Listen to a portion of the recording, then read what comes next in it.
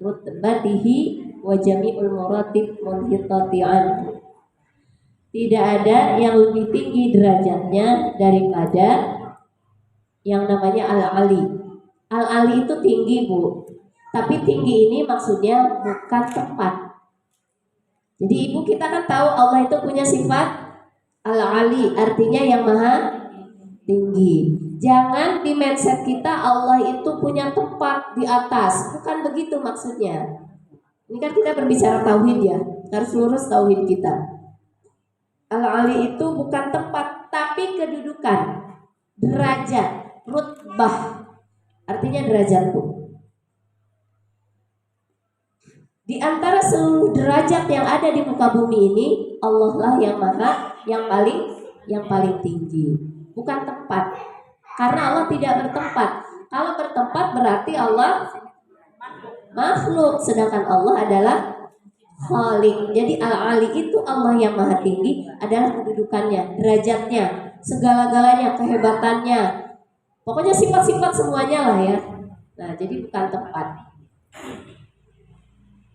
Kemudian ada di dalam Al-Quran, wasi'a kursiyyuhus samawati wal ard wa la ya'uduhu hifdzuhuma wa huwal aliyyul azim. Allah lah yang maha tinggi dan maha agung. Itu dalam surat apa, Bu? Ayat Kursi. Jadi kalau ingin menjadi orang yang tinggi, yang agung, banyak-banyak baca ayat Kursi. Nanti deh gitu ya. Di dalam Quran surat An-Najm ayat 32, Ibu. Bukan An-Najm sih di sini. Luqman ayat 30. Luqman itu 31 ayat 30 ya, Bu ya. Surat 31 ayat 30. Itu di situ dikatakan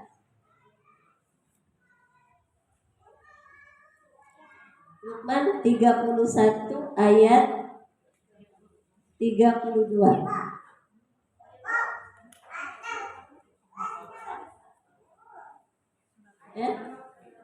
Ayat 30.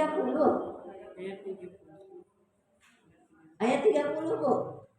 Luqman 31 surat 3, Quran surat ya, Bu ya. Suka kebalik-balik. 31 30. Saya kalau di pengajian di Cinere itu ditanyanya Quran surat sama ayat.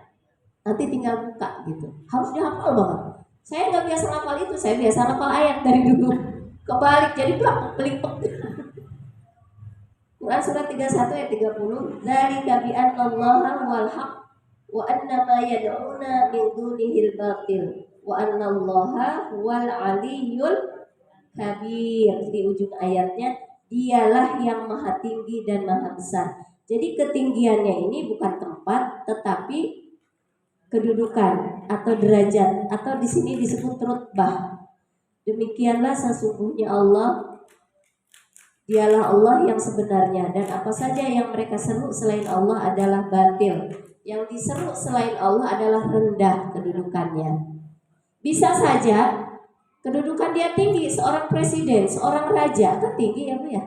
Kemudian orang nunduk-nunduk, kemudian menyembah-menyembah, artinya mengikuti apa yang diperintahkan oleh si pimpinan tersebut. Kata Allah, selain kalau dia melanggar hak hukum Allah, dia tetap posisinya adalah makhluk dan dia adalah rendah gitu.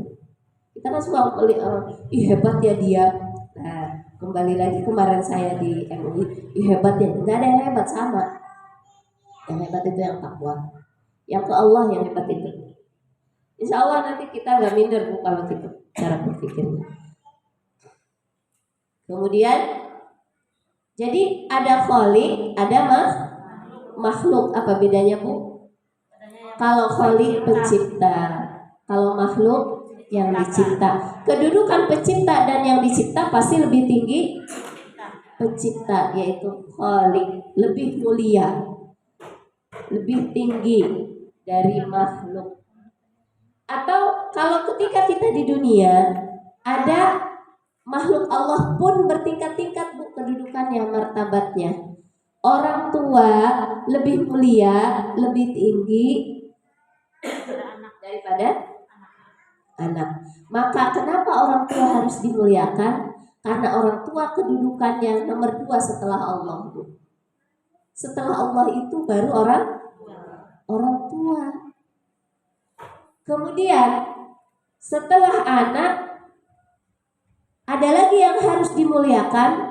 Ketika seorang istri harus memuliakan suaminya. Kalau dalam memuliakan ibu aja dulu ya Bu ya. Ada, saya belum menyampaikan. Kata Allah, ridallah fi ridal, suhtullah fi suhtil. Jadi kalau orang tua ridho dengan kita, Bu, senang dengan kita, Allah juga senang. Kalau orang tua benci dengan kita, kesal dengan kita, Bu, Allah juga benci. Walaupun kita ibu ahli infak, ahli ibadah, tapi orang tua kita sebel dengan kita nggak menghargai dia, kita durhaka sama dia. Itu perbuatan infak sama ibadahnya nggak dilihat sama Allah, Bu.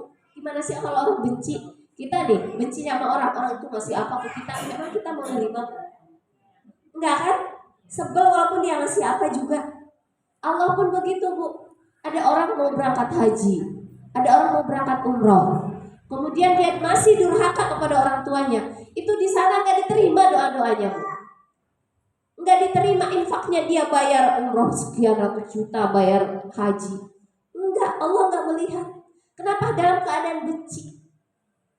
Hati-hati tuh terhadap orang tua.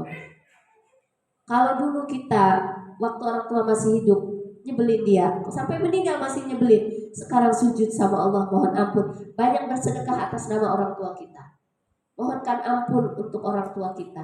Mudah-mudahan itu jadi penghibur, penghapus. Kadang-kadang anak mau rumah tangga nih, Bu ya, rumah tangga pengen keluarga sakinah mawadah,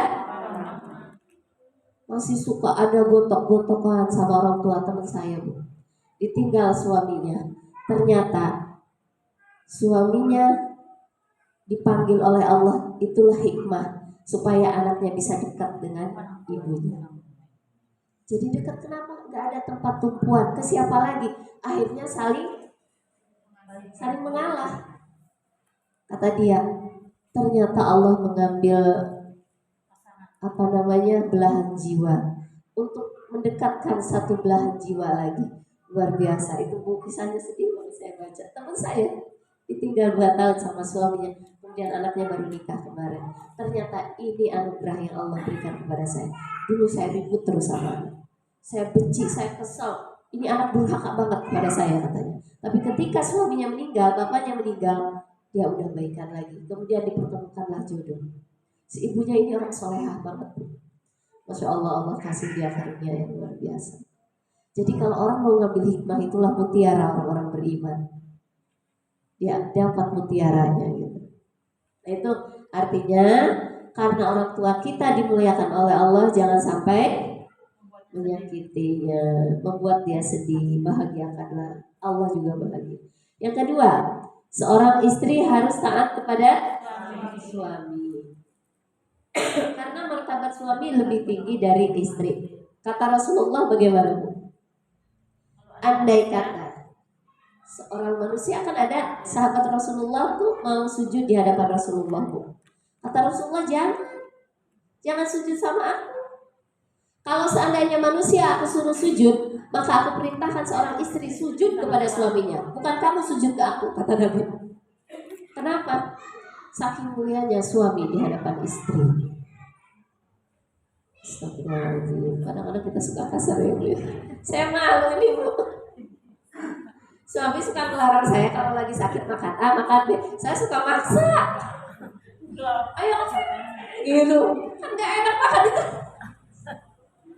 Hadisnya turuti aja ya, Bu ya. Ini pelajaran buat saya. Astagfirullahaladzim. Kata Nabi, kalau seandainya manusia disuruh sujud, maka aku akan perintahkan seorang istri sujud kepada suaminya. Ayyum ro'atun matat, jika ada seorang perempuan meninggal dunia, antara jin zaujaha, suaminya itu ridho, Bu, Dia rela, dia sayang dengan istrinya. Dakhalal jannah. Si istri ini masuk. Padahal mungkin istri sholatnya nggak banyak itu. Puasanya, sholat sunnahnya nggak banyak itu maksud. Puasanya juga bukan ahli puasa. Infaknya juga. Pokoknya ibadahnya nggak banyak gitu Bu. Tapi dia taat kepada suami, suaminya ridho, suaminya senang, sayang, maka dia masuk surga. Tuh, yang membuat masuk surga perempuan mah banyak. Bukan hanya harus sholat banyak, baca Quran banyak, taat sama suami. Yang ketiga, taati pemimpin. Siapa yang harus taat pada pemimpin? Rakyatnya. Kenapa? Karena pemimpin diangkat ulil amri minkum. Ati Allah wa ati Rasul wa ulil amri minkum. Taatilah Allah dan taatilah Rasul dan para pemimpin di antara kalian, kata Allah. Jadi, tapi di antara semua ini kan dia mah makhluk, orang tua makhluk, ibu, suami mah pemimpin. Kalau dia tidak taat kepada Allah, kalau dia maksiat kepada Allah, sedangkan yang paling tinggi derajatnya adalah Allah Khalik, maka kita jangan taat kepada ini pemimpin, orang tua, suami, kalau dia nyuruh maksiat kepada kita. Kenapa? Karena posisi dia di bawah Allah. Jadi yang harus dituruti itu siapa? Yang taat kepada Allah. Kalau ibu disuruh buka jilbab sama suami, jangan mau. Disuruh ngambil punya tetangga, jangan mau. Ngambil apa gitu? Kamu ambil aja terus itu. Nah, gitu. Gak ada di rumah. Jangan mau. Ya, karena itu menyalahi aturan.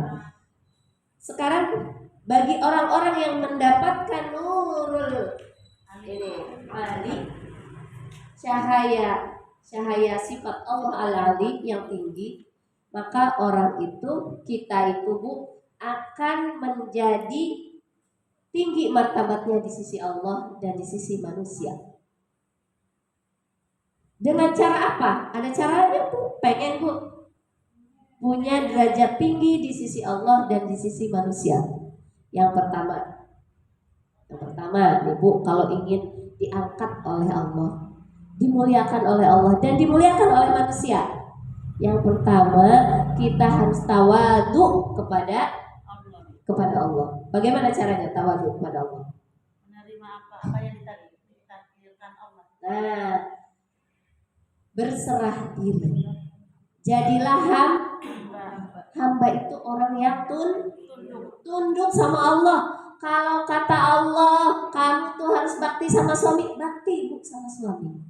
Kamu harus berbakti kepada orang tua, bakti sama orang tua. Kamu harus nolong orang, tolong orang. Kamu harus belajar, karena belajar itu wajib, datang ke pengajian. Jangan males.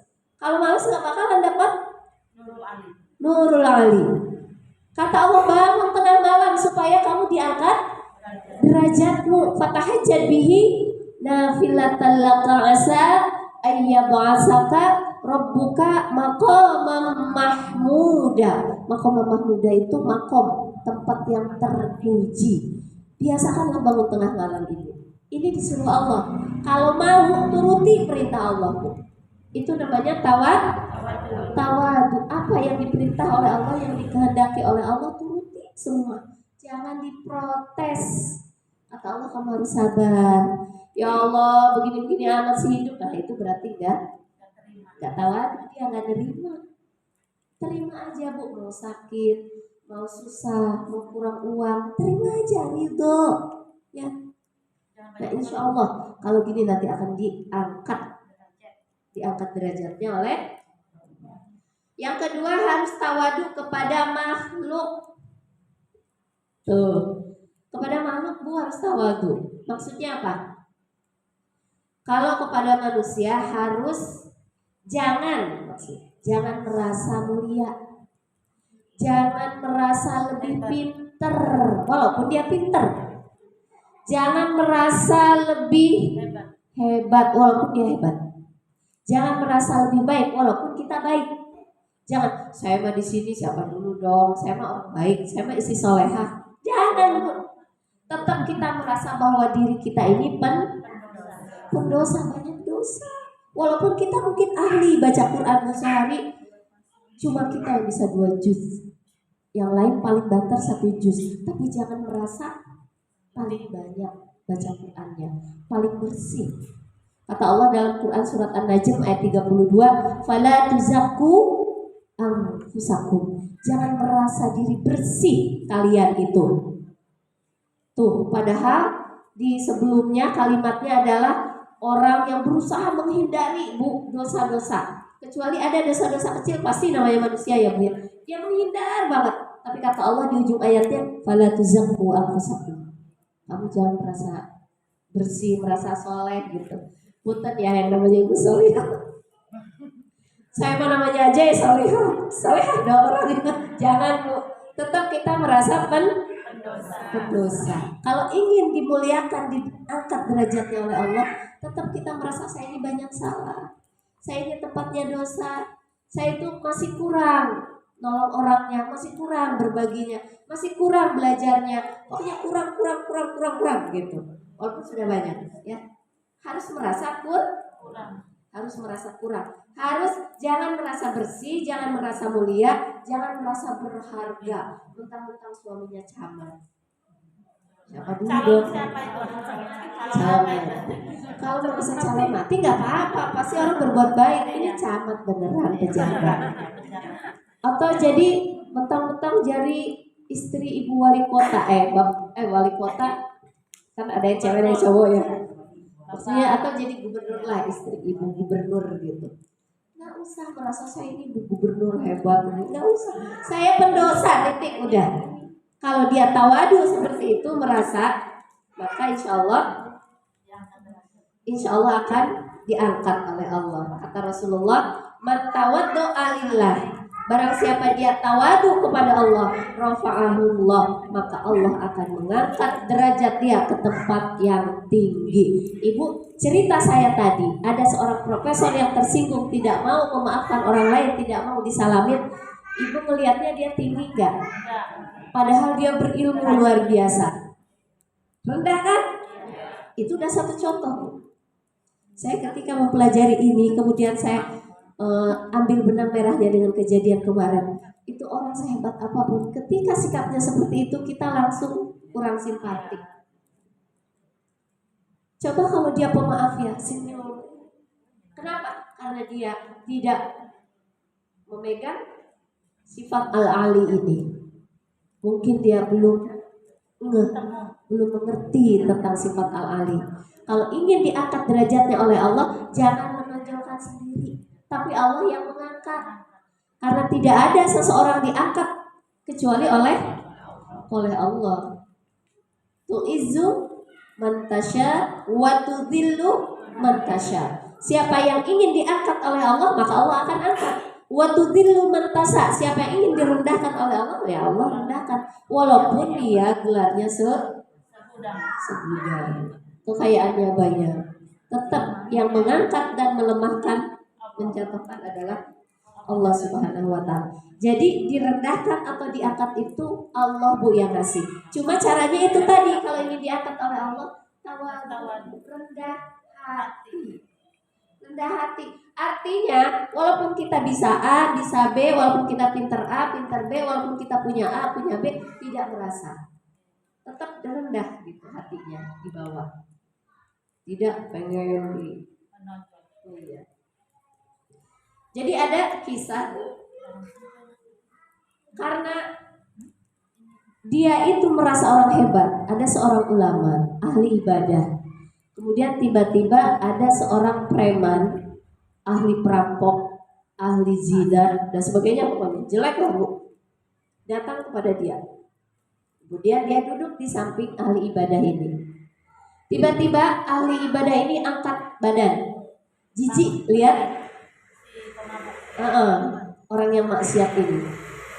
Kemudian dipanggil oleh Allah nabinya waktu itu. Biasanya di kisah Israiliyat ya, Bu ya.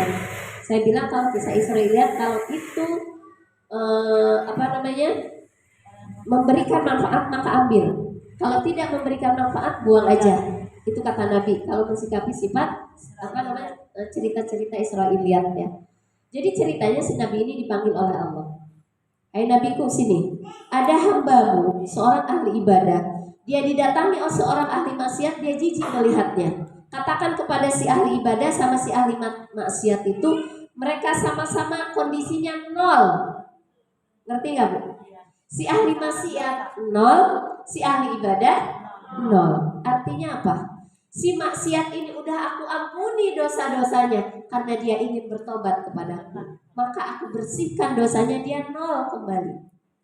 Si ahli ibadah ini walaupun bertumpuk amal ibadahnya banyak, karena dia merasa lebih pintar, dia merasa lebih baik, dia merasa lebih alim, maka aku hapuskan semua pahalanya. Dia tidak punya pahala setitik pun, dia pun nol. Jadi sama-sama nol. Ini hati-hati Bu, kalau kita, saya kemarin di hotel berbicara ngobrol sama Bu Bus, apa di bawah ya Bu? Kalau kita sedang berjamaah, hati-hati Bu, dijaga hati, jangan merasa lebih baik. Karena kadang-kadang bacaan imam itu tidak seindah yang kita inginkan. Harusnya bacaan yang menurut kita, apalagi udah belajar tahsin ya Bu. Aduh ini kalau aku mau lagi sama dia, saya mau bisa hadir. Pikir barisan sendiri. Enggak, jangan ya. Tetap lakukan sholat fokus sama Allah. Biarkan itu dia hubungannya sama Allah. Kalau bacaannya lebih bagus kita. Jangan sibuk hati ini. Jangan-jangan kalau sibuk hati ini merasa lebih baik, itu nggak tawadu, belum dapat nurul ali. Akhirnya apa yang di dalam hati itu makhluk, bukan Allah. Inna sholati wa nusuki. Dengar imam bacaannya apa? Qul huwallahu ahad. Aduh, itu kan harusnya ahad. Kenapa dibaca ahad?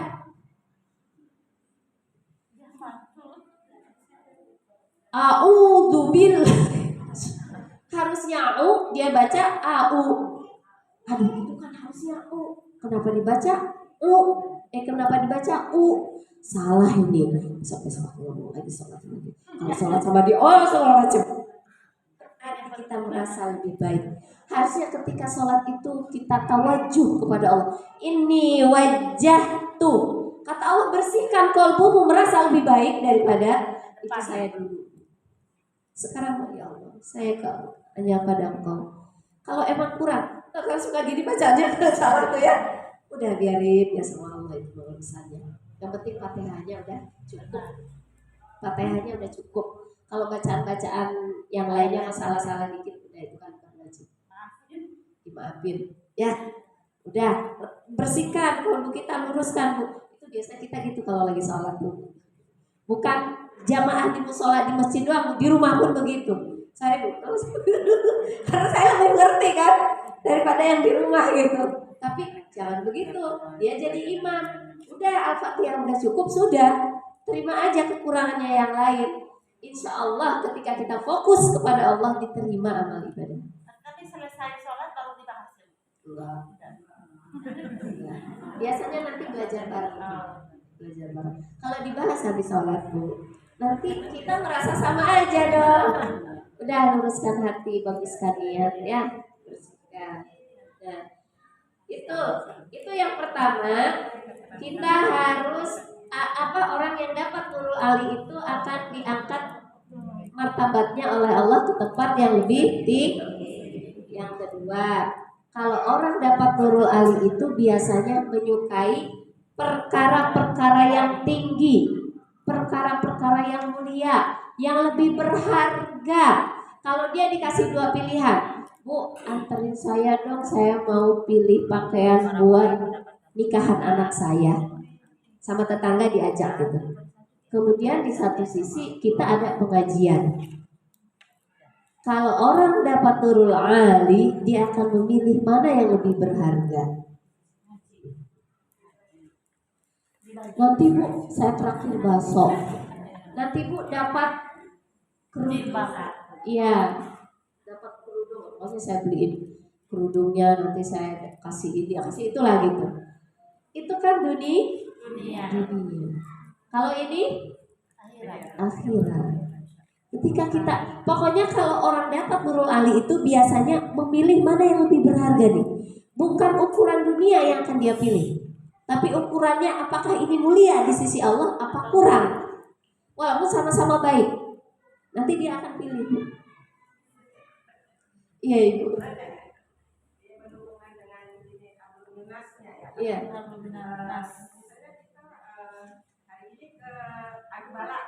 Iya.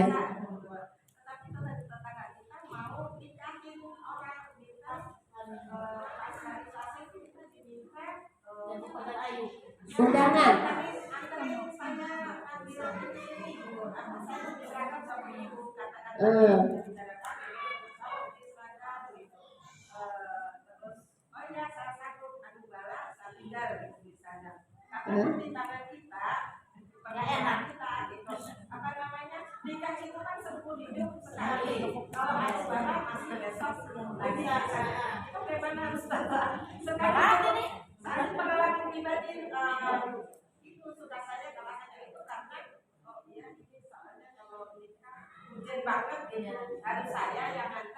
Yang bisa nemenin, bisa memilih bahan ibu, contohnya. Minta bantuan. Ada dua apa sih? Pengalaman kita bukan di pernikahan aja, karena kita lagi pernikahan, jadi contohnya itu. Ada dua masalah yang berbeda gitu. Tapi yang satu yang kombinasinya juga kemudian misalnya kalau ada anu balas saya tinggal dulu. Kalau ini jadikan contohnya kalau seumur hidup harus tidak saya harus makan gitu. Itu gimana? Ini rumit ya.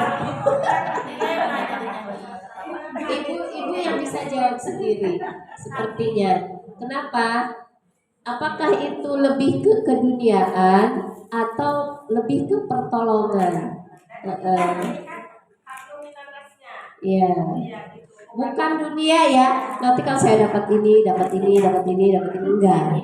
Karena menolong dia supaya tidak salah.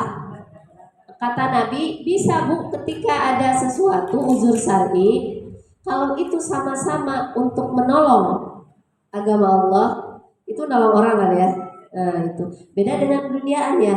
Seperti begini, saya akan ketemu dengan pejabat tuh. Saya kalau nggak ketemu saat ini, kapan lagi nih?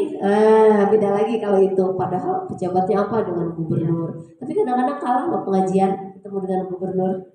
Itu saya. Astagfirullahaladzim, enggak gitu. Karena saya tolak banyak acara, saya kesini terus. Kemarin itu karena konferensi seluruh Indonesia MUI, dan saya alhamdulillah banyak pelajaran. Begitu ya Bu, ya mohon aja sama Allah kalau gitu. Ya Allah, mana ini, aku harus pilih mana? Ya. Mohon aja, nanti akan kelihatan kok kalau kalbu kita bening tahu. Saya ke pengajian apa ke sini? Iya. Kalau nggak urgent banget mah tuh. Iya.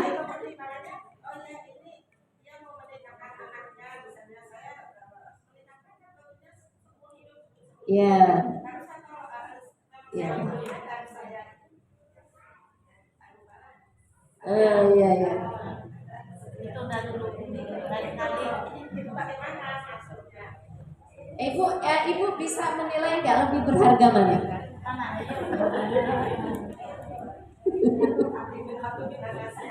Ya, boleh tinggal kita memilah dan memilih dan menilai.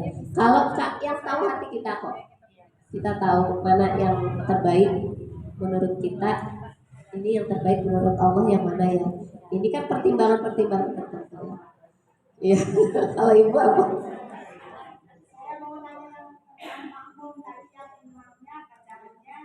Tidak pas ya menurut kita gitu. Iya. Kita kan ada musola di samping rumah kita biasa sholat berjamaah. Terus saya kan mungkin imannya bacanya nggak betul gitu. Apakah kita makmum terus di situ atau kita pindah ke masjid lain?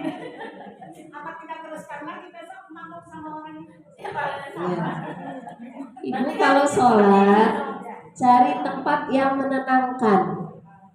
Satu ya, sholat itu cari tempat yang menenangkan. Tapi kalau itu tempat musola itu tempat kita menyambung silaturahmi, jangan ditinggalkan semuanya gitu. Ibu bisa ke situ sekali-kali atau kemudian ke tempat lain yang menenangkan. Ke situ mencari kebersamaannya. Iya. Iya. Kita makmum sama orang ini yang bacanya kotak gitu, bisa dapat kotak. Apakah harus dipertahankan? Ibu, kalau Fatihahnya sudah cukup, nggak apa-apa ikutin dia karena itu lingkungan kita. Kalau Fatihahnya udah cukup, cuma surat-surat yang lainnya kok belepotan lah, nggak apa-apa ikutin di situ. Kenapa? Keberjamaahan inilah yang kita ambil, itu penting. Kemudian boleh sekali-kali keluar. Nah, tapi kalau yang di sini jangan ditinggalkan pula. Tapi insya Allah kalau Al-Fatihah mah benar semua ya Bu ya. Ya udah Ibu sabar aja. Itu justru di situ ruang untuk membersihkan kolbu kita. Mau nerima enggak kekurangan teman kita? Begitu. Iya. Ya itu ya Bu ya. Jadi menyukai perkara-perkara yang tinggi, bukan memilih dunia. Saya mah mau buka usaha nih, padahal udah cukup dari suaminya. Dengan dia buka usaha akhirnya nggak pernah ngaji lagi, nggak bisa lagi sholat duha, nggak bisa lagi baca Quran. Kenapa? Karena sibuk, capek. Dia buka usaha baru, padahal cukup dari suaminya. Atau dia udah usaha freelance ya, kadang ini terus cukup dengan freelance-nya dia, tiba-tiba ada peluang. Dengan peluang ini terhenti semua kegiatan, bisa ketemu dengan teman-teman yang soleha, bisa gabung dengan pengajian, atau dia harusnya bisa lebih intens lagi untuk ibadah tengah malam. Tapi gara-gara tadinya freelance, jadi penuh waktunya jobnya karena pilih itu. Orang yang dapat Nurul Ali nggak begitu Bu, apalagi kalau kita nanti belajar Al-Hikam. Kalau sudah cukup, dia tidak mencari yang lain, tapi mencari apa yang lebih berharga. Yang lebih berharga itu ukurannya yang bisa dibawa ke akhirat. Itu maksudnya. Ini bisa dibawa ke akhirat enggak nih? Oh malah melalaikan, jangan diambil. Oh ini bisa menambah, menambah tabungan saya di akhirat. Bisa nolong teman-teman, bisa gabung sama ibu-ibu soleha, bisa memberikan masukan-masukan dan sebagainya. Pertahankan. Tapi nanti emang ujiannya banyak, besar ujiannya. Kan surga nggak murah. Kalau surga murah mah tuh kipas angin dapatnya. Banyak ujiannya nanti ya Bu ya. Dari saya cukup sekian, itulah orang-orang yang dapat Nurul Ali. Pertama, bersifatlah tawadu kepada Allah, selalu merasa butuh, selalu merasa kurang, selalu merasa berdosa, dan tawadu kepada manusia. Rendah hati, setinggi apapun kemampuan kita, kepemilikan kita, jabatan kita, tetap kita harus merasa rendah hati. Insya Allah akan Allah kasih cahaya sifat Al-Ali, ketinggian dari Allah. Yang kedua, selalu memilah dan memilih dalam perbuatan itu mana yang lebih berharga di mata Allah, bukan di mata kita. Dari saya cukup sekian, mohon maaf bila mana ada kekurangan. Kelebihan datangnya dari Allah, kekurangan datangnya dari diri saya, alhamdulillah dari Allah, al-fadil dari diri saya. Wabillahi taufiq wal hidayah. Wassalamualaikum warahmatullahi wabarakatuh.